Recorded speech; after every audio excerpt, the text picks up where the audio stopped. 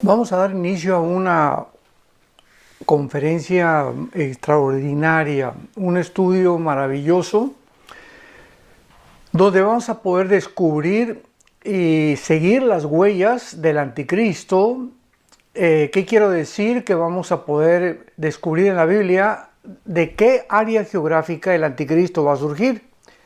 Y esto es absolutamente sorprendente porque cuando vemos la historia que corrobora completamente toda la descripción bíblica, la historia bíblica, la arqueología bíblica, etc., podemos darnos cuenta con los eventos que nos están rodeando actualmente que todas las circunstancias apuntan precisamente a que el anticristo va a surgir de esa zona, y lo más interesante es por qué.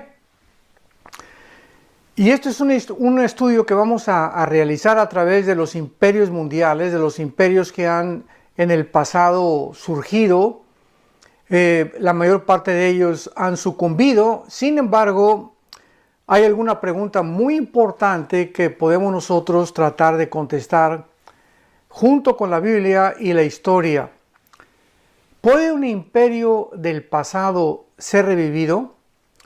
O sea, si tomamos en cuenta que bíblicamente han habido algunos imperios que forman parte de la narración y de la descripción bíblica del mundo en que vivimos.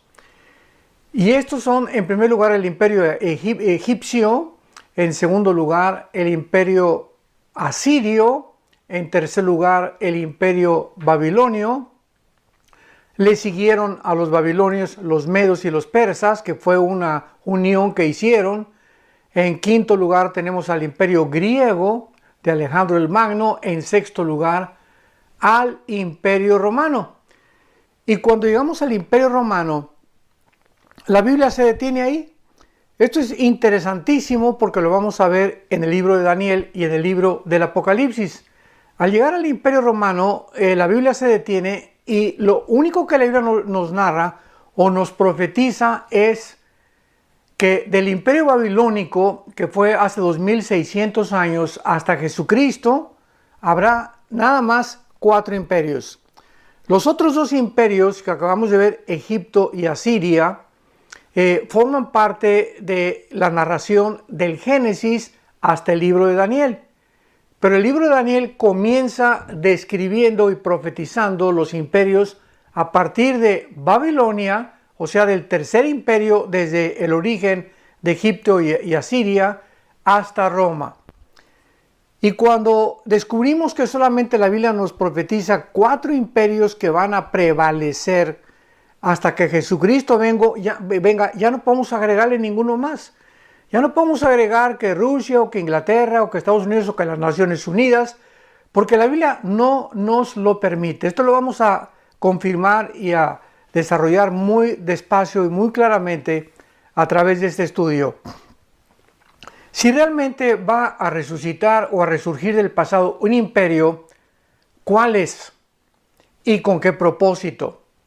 En la Biblia tenemos muchas revelaciones que profetizaron el renacimiento de un imperio antiguo que fue sepultado en el Medio Oriente por casi 20 siglos y que resurgirá en los últimos tiempos. Y vemos también de qué forma la Biblia profetizó el resurgimiento de Israel, aunque no estamos hablando de Israel como un imperio, ¿verdad? Desde luego, porque nunca fue un imperio, pero vemos que fue una nación que tuvo su apogeo durante el rey David y el rey Salomón. En el año 70 después de Cristo, el general romano Tito vino, destruyó Jerusalén, no dejó piedra sobre piedra, y desde el año 70 hasta el 14 de mayo de 1948 no había vuelto jamás a regresar Israel a su tierra. Y estas profecías que comenzaron a cumplirse con el regreso de Israel fueron reunidas bíblica y históricamente, vuelvo a repetir, junto con Rusia, Irak, Irán y Siria. Estas naciones comenzaron otra vez a resurgir del pasado porque pues sabemos que el comunismo comenzó en 1917 con la muerte de los zares rusos. Nicolás II fue el último zar ruso. a quienes los comunistas, guiados por Lenin, mataron a toda la familia. En 1917 viene la revolución bolchevique, se levanta el comunismo por primera vez.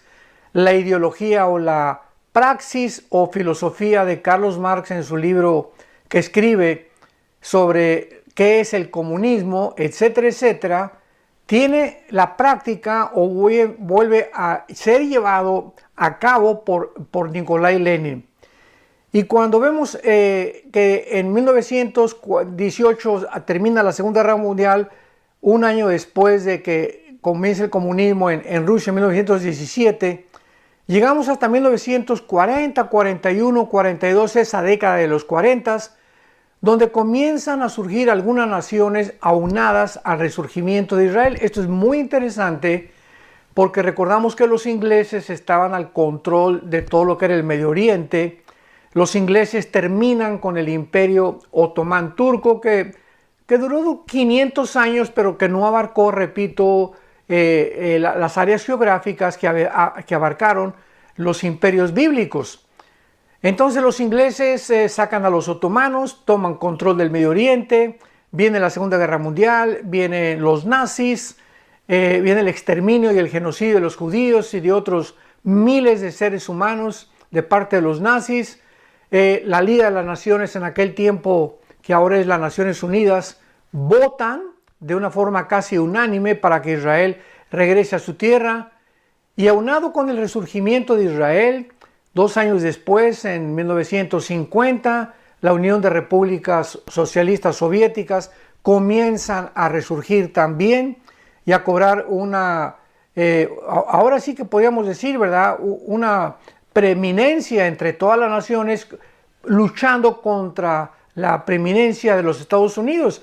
Y esto es lo que se llamó la Guerra Fría, porque de 1950 a 1989, que cae el comunismo, todo este periodo de tiempo fue la Guerra Fría, en la que 2 naciones se confrontaron una contra otra para luchar, por supuesto, por la supremacía política, económica y militar del Medio Oriente y del mundo entero. Pero ahora que estamos en el siglo XXI, regresamos a las profecías bíblicas, comenzamos a desenterrar estas profecías y comenzamos a tener muchísima más luz, pero cantidad de luz, porque estas profecías estaban selladas,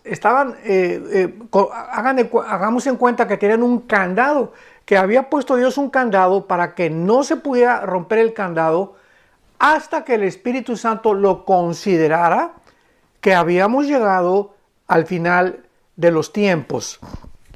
Veamos rápidamente este ejemplo en el libro de Daniel, capítulo 12, cuando el ángel le revela a Daniel que todas las profecías de Daniel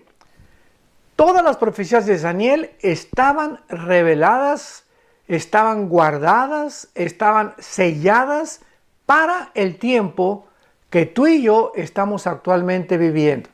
Y esto es muy importante porque esto nos va a ubicar a través de este estudio. Vamos a tener muchas conferencias acerca de este estudio porque es un área bastante amplia que desde hace muchos años he querido, he deseado, he anhelado compartir. Y creo que ahora llegó el momento de poder hacerlo porque tengo ya pues todo el material junto. Pienso hacer otro libro también acerca de este material. El próximo libro que se va a editar mío va a ser El Anticristo. El libro El Anticristo es otro material que también recopilé de muchos años. Va a salir ya completamente a la venta a finales del mes de julio. Ahorita nos encontramos el 22 de julio.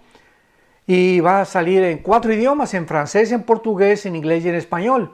Les recomiendo que lo consigan. Es una recopilación tremenda acerca del estudio bíblico de la persona del Anticristo. Y vamos a continuar ahora rastreando las huellas de este futuro dictador mundial que nos va a ubicar, repito, nos va a colocar en un plano en el que podemos estar conscientes de saber exactamente en qué tiempo nos encontramos bíblicamente.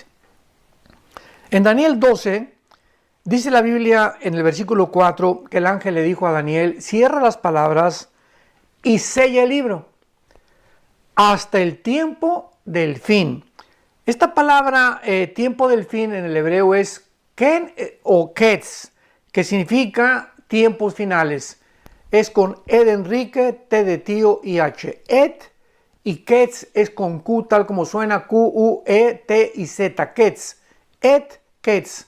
Esta es la frase que se usa en el hebreo para describir muchas veces los tiempos finales. Y cuando le está diciendo el ángel a Daniel, estas palabras ciérralas hasta el tiempo del fin, tenemos que diferenciar entre el tiempo del fin de Israel y el tiempo del fin de la iglesia. El tiempo del fin de Israel terminará en la semana 70 de Daniel, en los 7 años de tribulación.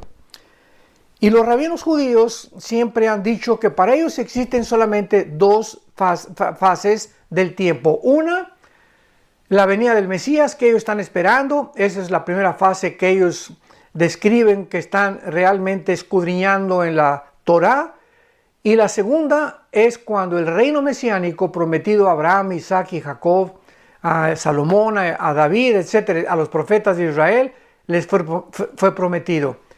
Entonces, para los judíos, el tiempo del fin representa el final de la historia de Israel, no el de la iglesia, porque la iglesia sabemos que sale de este mundo durante el arrebatamiento de la iglesia, durante el famoso rapto, y una vez que sale la iglesia, comienzan los 7 años de tribulación o el cumplimiento de la semana 70 de Daniel, Daniel 9, 24 al 27, y estos 7 años se consideran el fin o los últimos tiempos de Israel, porque será cuando Dios termine con ellos. O sea, cuando rechazaron a Cristo los judíos, se interrumpió el trato de Dios con Israel. Y esto no significa que Israel ya está desechado por Dios. Esto lo explica Romanos 9, 10 y 11. El apóstol Pablo lo explica claramente. Ni que tampoco ya la iglesia ocupó el lugar de Israel. No, de ninguna manera. Esto es una barbaridad y esto es lo que se considera como la teología del reemplazo. Que la iglesia ya reemplazó a Israel y que Dios ya no tiene nada con Israel y que ya Israel, ¿verdad? Ahora la iglesia es el Israel de Dios. Esto no es bíblico de ninguna manera, ni puede ser sostenido bíblicamente, más que con textos torcidos completamente y sacados de su contexto. Israel es una entidad, la iglesia es otra entidad, completamente diferentes. Entonces, Dios comienza con la iglesia, ¿cuándo? Pues en el día de Pentecostés. La iglesia estaba escondida en el Antiguo Testamento. La iglesia no aparecía en el Antiguo Testamento. Los profetas hebreos no sabían lo que era la iglesia. Los apóstoles no sabían lo que era la iglesia hasta el día de Pentecostés. Cuando el Espíritu Santo cae en la reunión que tenían, Hechos capítulo 2, son bautizados con el Espíritu Santo, o sea, fundidos en el cuerpo de Cristo, porque la iglesia es el cuerpo de Cristo, Él es la cabeza, nosotros somos la oreja, las manos, los pies, etcétera, etcétera. Es un cuerpo místico, como lo explica Efesios capítulo 5, y ahí nació la iglesia, y la iglesia era un secreto, era un misterio que se le revela al apóstol Pablo en Romanos 16, en Efesios principalmente 3, Efesios 3 del 1 al 7, donde Pablo claramente lo dice, es un misterio que Dios me reveló a mí. ¿Cuál era el misterio? Que tanto los judíos como los gentiles nos íbamos a unir. Con italianos, con ingleses, con mexicanos, guatemaltecos, etcétera, etcétera. Y ahora ya no sería el pueblo de Israel, ahora serían la mezcla de todas las nacionalidades, de todas las tribus, de todas las lenguas que acepten al Mesías como su Salvador. Y esas personas, todos los seres humanos, desde Pentecostés hasta nuestros días, o sea, de hace 2000 años a nuestros días, que aceptáramos a Jesucristo como el Mesías, como el Salvador, como el que en la cruz abrió sus brazos para dar su vida por nosotros, formamos parte de la iglesia. Y ahora nosotros, por tener la semilla de Cristo, Gálatas capítulo 3 lo explica el apóstol Pablo, somos realmente los descendientes de Abraham. Recordemos que cuando Cristo vino, los fariseos se creían descendientes de Abraham y por ello merecedores o privilegiados de las bendiciones de Abraham. Pero Cristo les dijo, ustedes creen que por descender de Abraham física o étnica o genéticamente son ustedes los herederos, pero están equivocados. La promesa de la bendición no viene para los que desciendan de Abraham físicamente. O sea, no todo el que es judío desciende realmente de la promesa de Dios, sino el que desciende de Abraham de una forma espiritual. ¿Qué quiero decir? Que cuando Dios le promete a Abraham que de Abraham vendría el Mesías, y luego de Isaac, y luego de Jacob, y luego de la tribu de Judá, Salomón y David, así viene la genética por toda la Biblia, la semilla era Jesucristo. Entonces, la semilla final era Jesucristo, que lo describe claramente el libro de Gálatas, ¿verdad? Capítulo 3, capítulo 4. Y como nosotros de cualquier nación tenemos a Jesucristo, entonces esa semilla que se le prometió a Abraham, nosotros somos los herederos de la promesa que Dios le dio a Abraham. Y las promesas que le dio a Abraham, somos la iglesia, los beneficiarios de esta promesa. Porque hemos realmente participado de la vida, del cuerpo, de la sangre de Jesucristo, como es la iglesia. Esto es muy importante, porque cuando despejamos todas estas dudas, podemos comprender un poco mejor las profecías bíblicas. Para entender que Israel es una entidad, la iglesia es otra entidad, y que los últimos tiempos de la iglesia comenzaron en Pentecostés y terminan con el rapto de la iglesia. La iglesia es sacada en el arrebatamiento y ahí Dios, ya vamos a estar en el cielo, en el tribunal de Cristo. Romanos 14:10, 1 Corintios capítulo 3 del 10 en adelante, donde seremos juzgados por las obras, no por la salvación. Nuestra salvación ya está segura en la muerte de Cristo en la cruz.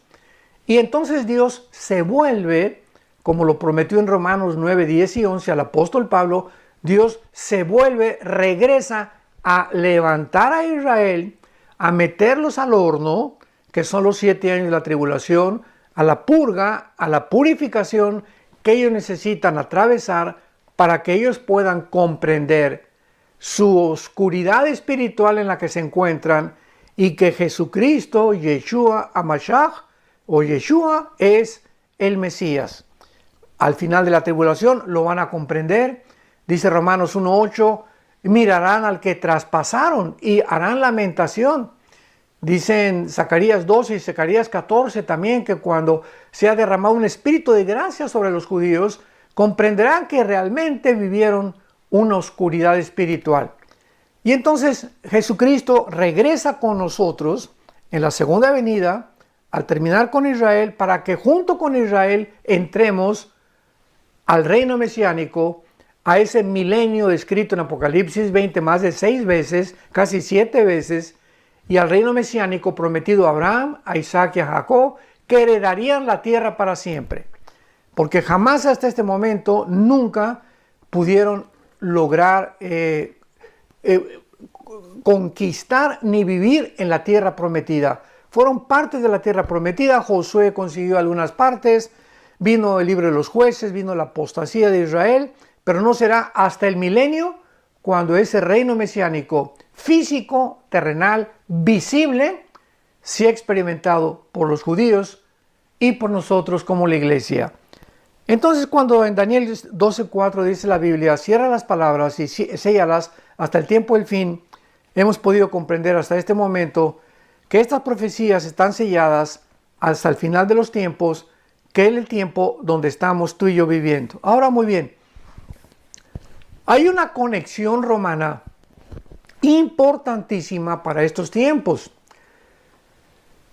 Porque de acuerdo a la visión que Dios le dio, el sueño que Dios le dio a Nabucodonosor, el rey de Babilonia, hace 2585-86 años, era la visión de una grande estatua, gigantesca, con la cabeza de oro, los brazos y el pecho de plata, el vientre de bronce, las piernas de hierro, y los dedos de los pies de las piernas eran una mezcla de hierro mezclado con barro.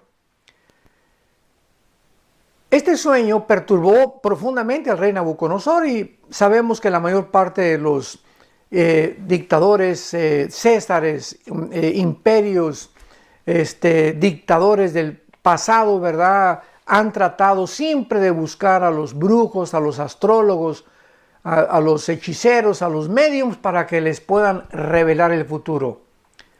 Y cuando el rey Nabucodonosor ya no encuentra ninguna respuesta, ni de astrólogos, ni de brujos, ni de adivinos, ni de magos, le mandan a hablar a Daniel. Todo esto lo estoy resumiendo rápidamente. Muchos de ustedes ya conocen esta historia. Daniel, Dios le revela el sueño a Nabucodonosor. Y Daniel explica a Nabucodonosor que la cabeza de oro de la estatua representa su reino. Todo está en el capítulo 2 de Daniel. Tú eres esa cabeza de oro, le dice Daniel a Nabucodonosor.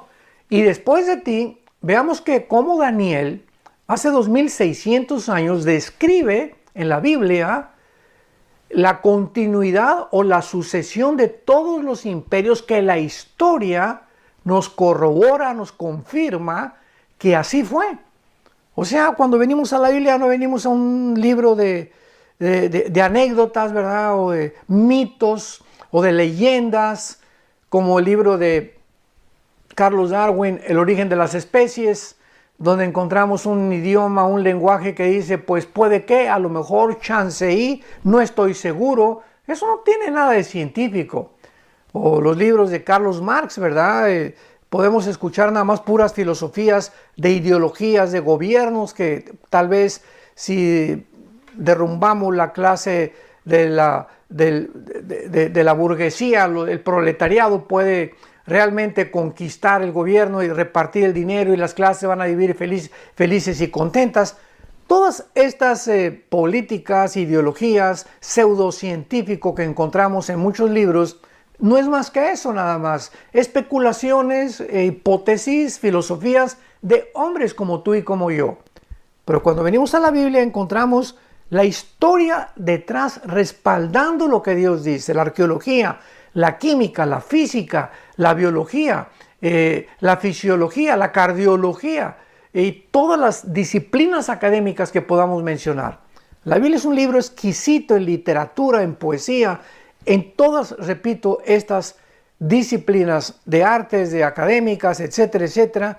Por eso se llama la palabra de Dios, porque es la verdad absoluta, es el único libro que nos da verdades absolutas.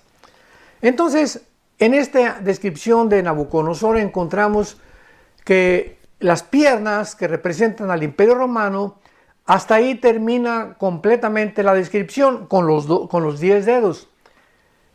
Y cuando Nabucodonosor, esto es importante, cuando Nabucodonosor estaba viendo la estatua, vio una piedra que venía del cielo y pegaba contra los dedos de la estatua y toda la estatua se desmoronaba.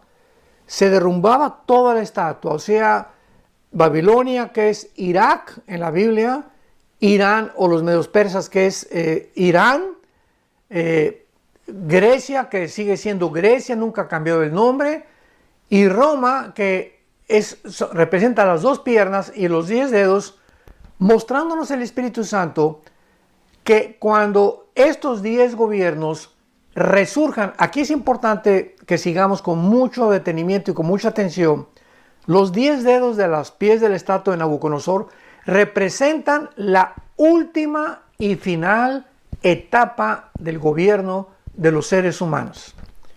Porque en ese momento la piedra representa a Jesucristo, ahí lo dice Romanos 2, golpea la estatua y cuando golpea la estatua, esos mismos imperios son derribados.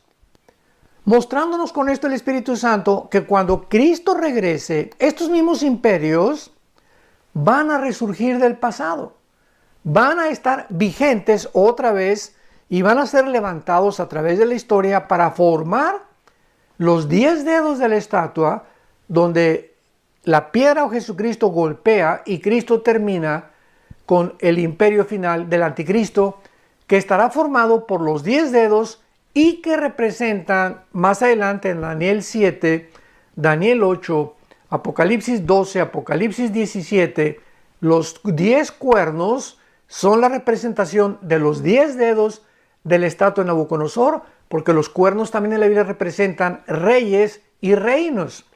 Entonces, el gobierno final del anticristo estará formado por 10 naciones. Se van a unir 10 naciones, un G10. Y cuando oigamos, hasta que oigamos, que 10 naciones, 5 del Medio Oriente y 5 de Europa. ¿Por qué 5 del Medio Oriente y por qué 5 de Europa? Porque las dos piernas de la estatua representan la división del Imperio Romano en Constantinopla y en Alejandría, en el Oriente y en el Occidente. Dándonos a entender con esto el Espíritu Santo que el antiguo Imperio Romano abarcó el Oriente y el Occidente tal como la historia nos lo corrobora. Entonces, como 5 naciones de un dedo representan al Oriente y los otros 5 dedos de la pierna izquierda representan al Occidente, el gobierno del anticristo, esto no hay para ningún lugar donde hacernos. Es tan clara la Biblia. No tenemos que estar especulando que Rusia y que porque el dragón representa a China y que porque Estados Unidos o que las Naciones Unidas. Se han dicho tantas barbaridades acerca de esto, porque no dejamos que la misma Biblia se explique por sí misma. Esto es clarísimo. Estos 10 dedos representan la última forma de gobierno mundial y forzosamente tienen que descender, tienen que salir de las naciones que formaron las dos piernas, o sea, el gobierno romano. Y este es donde vamos a introducirnos y donde vamos a detallar profundamente en estas conferencias. De ahí tienen que salir de las naciones que formaron el imperio, no solamente de la Unión Europea, porque la Unión Europea fue el inicio en 1957 de la formación del Imperio Romano. Ahí comenzaron a varios franceses y alemanes a tener la idea brillante de unir a Europa bajo un gobierno, bajo una moneda que se formó la Unión Europea, y entonces en el 57 se firmó el Tratado de Roma. Y esto fue el inicio apenas del futuro imperio que la Biblia profetizó. Porque el Imperio Romano no solamente se basó en Europa, el Imperio Romano abarcó norte de África y naciones del Medio Oriente. Entonces vamos a ver que las naciones del Medio Oriente que van a formar parte con naciones de Europa se van a formar.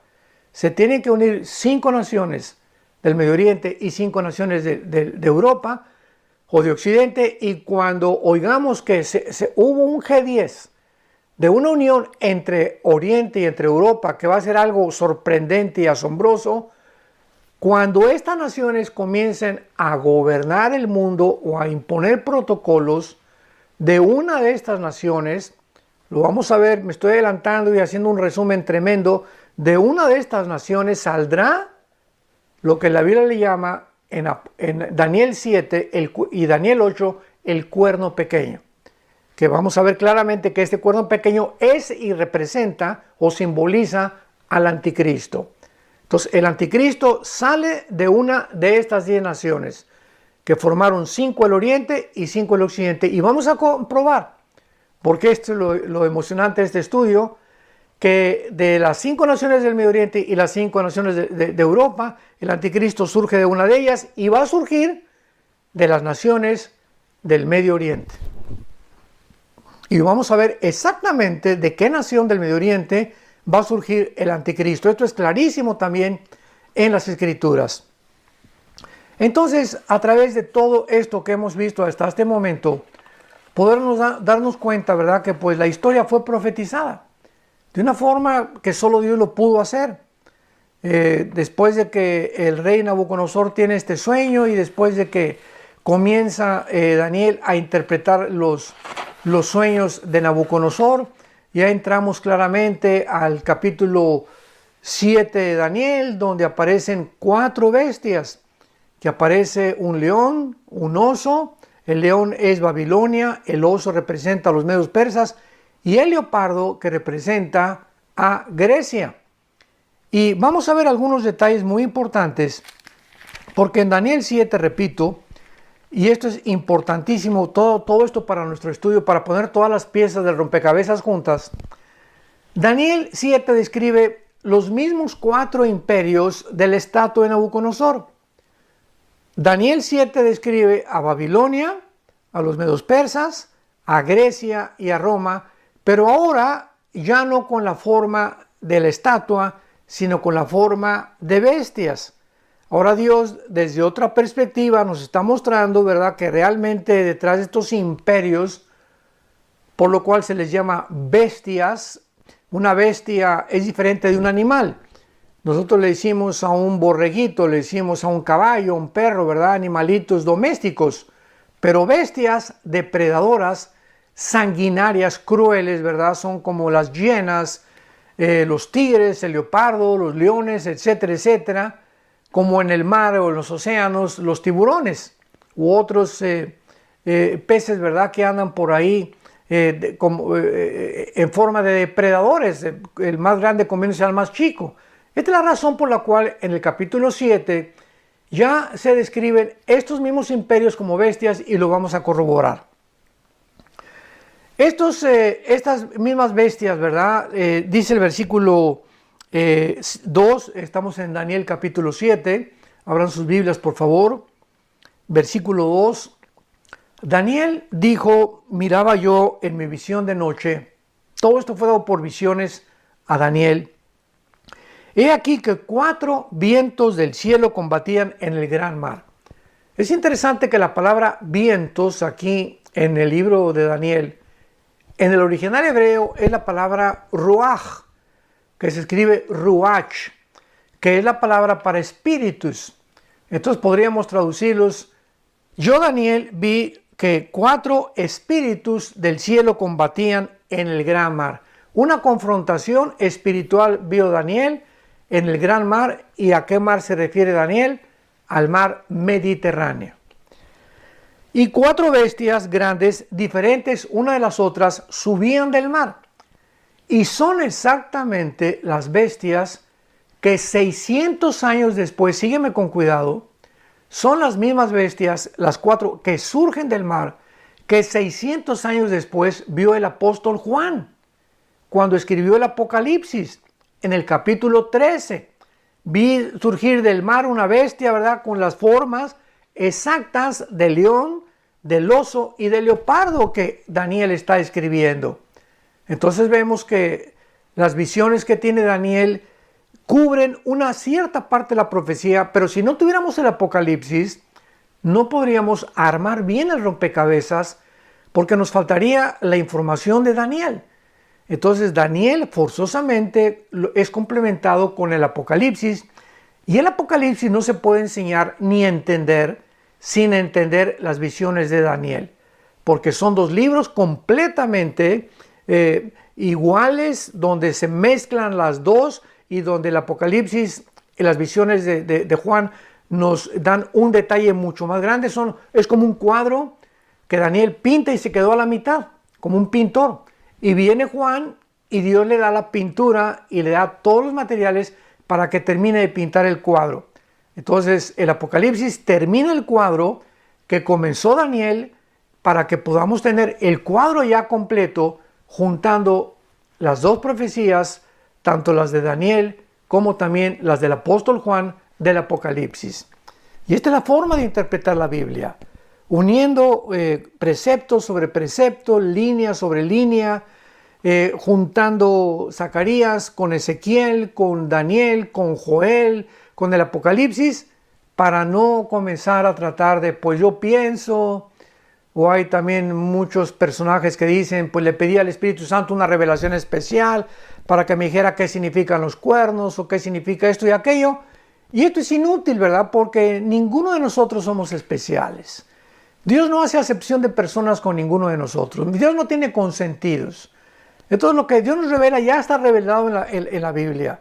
Y si tú quieres tener una revelación especial, no le digas a Dios, una revelación especial, ponte a estudiar la Biblia a través de muchos años, porque esto requiere muchos años de estudio, y el Espíritu Santo, cuando hay diligencia de parte nuestra, comienza a revelarnos cosas escondidas que vamos a entender. ¿Por qué las vamos a entender? Porque hemos prestado diligencia, solicitud, perseverancia en el estudio de la palabra de Dios.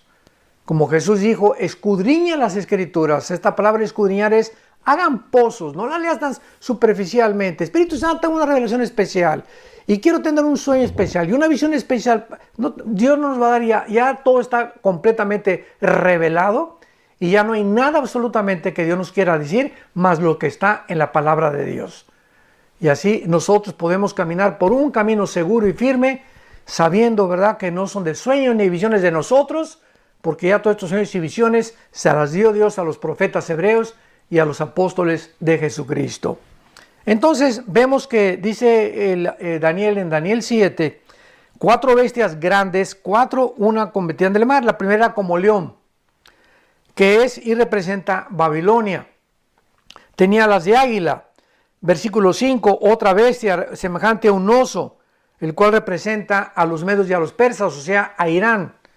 El leopardo, dice Daniel, he aquí otro semejante a un leopardo con 4 alas de ave en sus espaldas, y también tenía 4 cabezas y le fue dado dominio.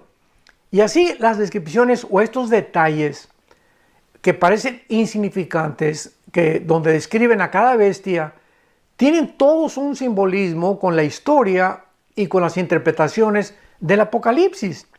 La bestia como leopardo simboliza a Grecia y nos lo dice claramente, ¿verdad? El libro de Daniel, el capítulo 8, versículo 21, que este leopardo es Grecia, que el capítulo 8 ya aparece peleando contra los medos y los persas, pero no me voy a adelantar.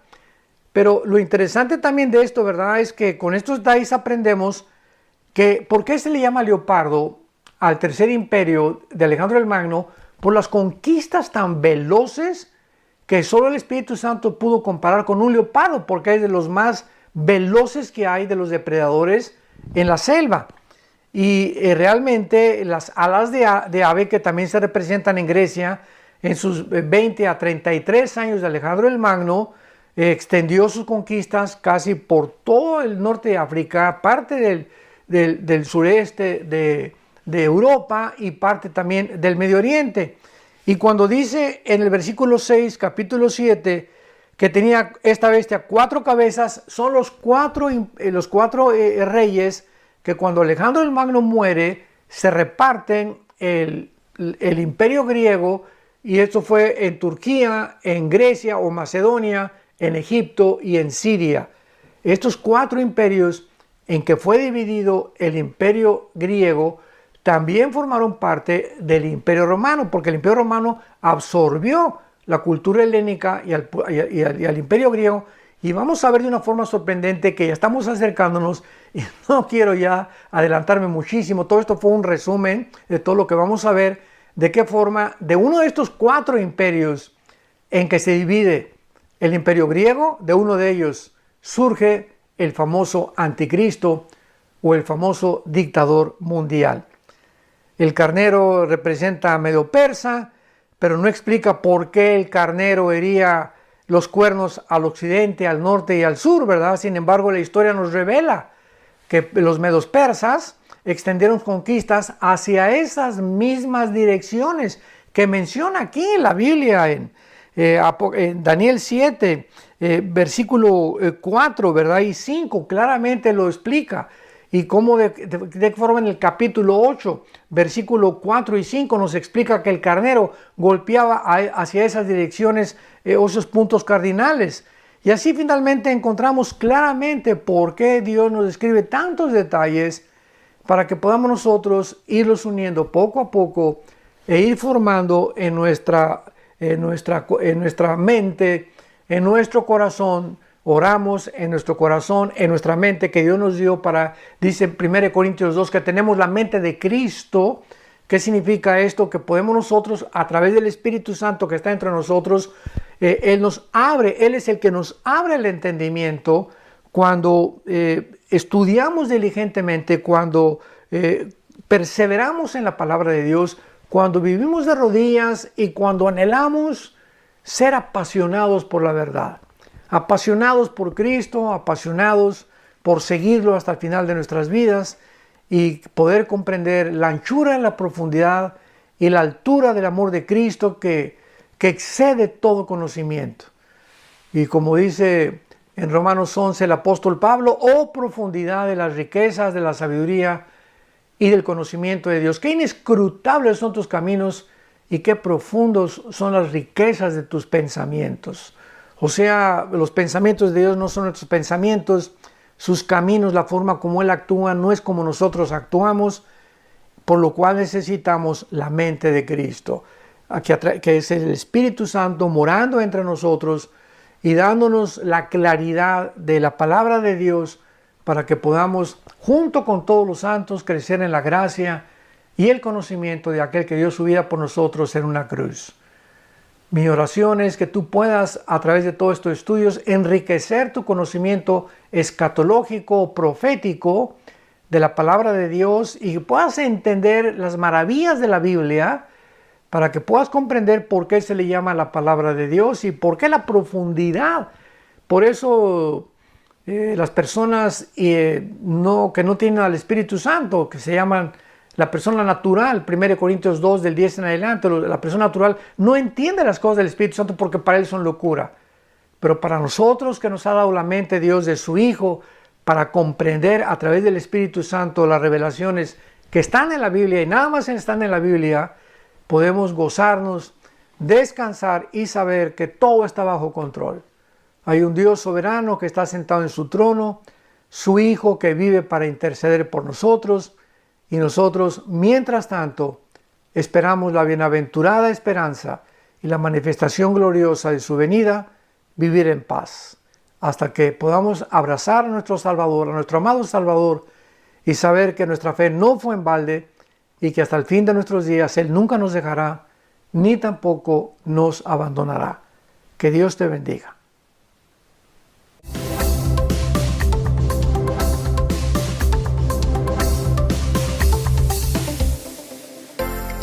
Vida Nueva para el Mundo se sostiene y propaga el mensaje de salvación de Jesucristo gracias a Dios y a tus donativos. Llevemos juntos el Evangelio de Jesucristo al mundo entero. Realizamos eventos, seminarios, congresos y diferentes programas para dar a conocer el mensaje de salvación y el poder de nuestro Señor, transformando y edificando vidas de mujeres, hombres, niños alrededor del mundo. ¿Qué pasa cuando decides hacer tu donativo? Aunque no puedas llevar la palabra personalmente a todo el mundo, de esta forma lo estás haciendo.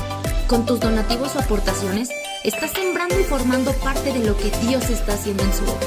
Estás ayudando a traer luz a la oscuridad, paz al conflicto y esperanza a los que no tienen ninguna. Dona desde México.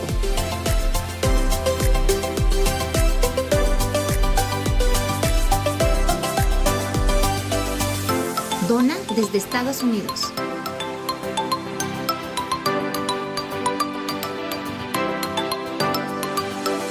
Para el resto de donaciones de otras partes del mundo, www.vidanuevaparaelmundo.org.mx/dona.